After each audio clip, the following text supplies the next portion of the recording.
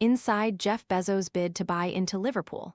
The role the Amazon billionaire could play, what super smart £1.35 billion investment means for transfer business, how it affects FSG, and what happens next.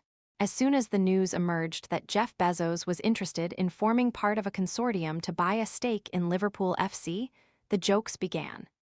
Anfield was to become the Amazon Arena, a nod to the company where Bezos made his fortune. New signings would arrive on next-day delivery. Liverpool would not just be competing to be champions of Europe, but the galaxy, referring to Bezos's part in the 21st century space race. Flies and gnats invading your kitchen? Plug in the Zevo Flying Insect Trap to attract and catch flying pests with blue and UV light day and night. Want to check today's Amazon deal? Scan the QR code now or visit grabdeal.us/one before it's gone. Whatever your opinion on the fourth richest man in the world, it is hard for Reds fans not to dream of the endless possibilities under a man worth $190 billion, according to Forbes. But will Liverpool actually see any of the proposed £1.35 billion investment? And is it time for those supporters to get excited? Daily Mail Sport has spoken to sources on both sides of the Atlantic to help tackle some of the big questions. Jeff Bezos has discussed the possibility of joining a consortium, which is pushing to buy a stake in Liverpool. Liverpool are in a period of transition, with Andoni Iraola taking over as head coach in June. Liverpool's owners Fenway Sports Group are in talks to sell a stake in the club to a consortium backed by Amit Bhatia and funded in part by the family of steel tycoon Lakshmi Mittal. Bezos is interested in being part of the consortium, and other names are also keen to get involved. Bhatia will be in charge of the bid. He stepped down as co-owner and director of championship side Queen's Park Rangers on Tuesday after nearly 2 decades at Loftus Road, where he has a stand named after him. The 46-year-old is the son-in-law of Mittal, the 73rd richest man in the world, with £23.4 billion to his name per Forbes, and the consortium is keen to buy around £1.3 billion in the club. A spokesperson for Liverpool's owners, FSG, told Daily Mail Sport earlier this week. An investment consortium led, managed, and represented by Amit Bhatia has expressed interest in making a strategic minority investment in Liverpool Football Club. It is thought that FSG welcome the potential opportunity, and this is another way the conglomerate, who also own the baseball behemoth Boston Red Sox, are looking to further position the club for success. It would be a similar move, though on a larger scale, to when FSG sold 4% to Dynasty Equity in September 2023. Principal Chair John W. Henry has always been eager for additional investment while still being keen to hold the majority stake.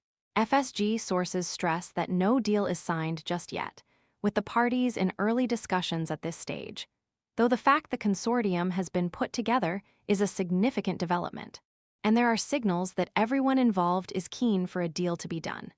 Businessman Amit Bhatia is part of the consortium in talks to buy a stake in the Reds.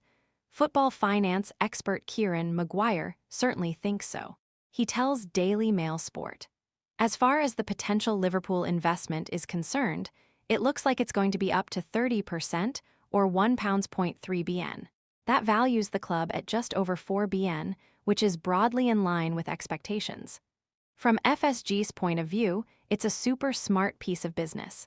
Yes, they have sold part of the club before, but this will ensure they still own a controlling stake of around 60%.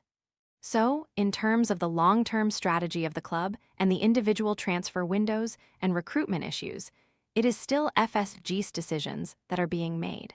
If they are selling 30%, that money goes to FSG, not Liverpool, so there is no physical impact upon the club's coffers. If the club is looking to borrow money at a future date for whatever circumstances, and you are owned by Mittal's son-in-law and Bezos, they will be in a position to lend money on an interest-free basis, which can only help in terms of cash flow. Also, having a potential partner of the magnitude of Bezos does mean there is the opportunity for synergies. If Amazon Prime want to increase their global influence, then one way could be to do a partnership with Liverpool, whether in terms of content or sponsorship. Liverpool goes out to the world, and Amazon goes out to the world as well. He is flying people into space after all.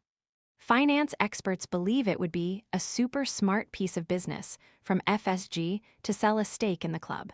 Bezos, who made his massive wealth by founding Amazon out of his Seattle garage in 1994, and has since launched ventures such as the unfortunately named, for Liverpool fans, space company Blue Origin and the Washington Post News Group, is interested. Sky News reported that Bezos was invited to join the syndicate led by Beisha. His exit from QPR on Tuesday, the same day the news broke about his interest to invest in Liverpool, came at a telling time. The intentions of the consortium are clear, though Bezos has historically been cautious when it comes to major sports deals. He was interested in buying the current Super Bowl winners Seattle Seahawks and fellow NFL team Washington Commanders, but pulled out. There has been an influx in similar deals in recent years, notably Ineos' investment in Manchester United and Todd Boehly with Clearlake at Chelsea. While Boehly is still seen as the figurehead of that move, Behdad Eghbali and Clearlake run the show. Eghbali loves football and has been pleasantly surprised at the English sporting culture when attending games at Stamford Bridge. Perhaps we will see Bezos in the posh seats at Anfield before too long, too. It is believed that Bezos was invited to join the syndicate led by Beisha. The news of FSG being open to selling a stake came as a surprise to many, including some personnel at the club. It is not said to be an indication that Liverpool's Boston-based owners, who bought the club in 2010, are looking to sell up. If anything, it is part of their strategic plan to position the club to prosper. Some fans point the finger at FSG for various shortcomings. They are no saints, for sure. Some of their ticketing policies and price hikes have irked many, but they have done far more good than bad during their time as custodians of the club, including regenerating Anfield and financially backing the club into a successful era on the pitch. As for the consortium, sources believe they are serious. The day-to-day running of the club would be unlikely to change if it goes through, but being backed by such mega-rich investors can never be a bad thing.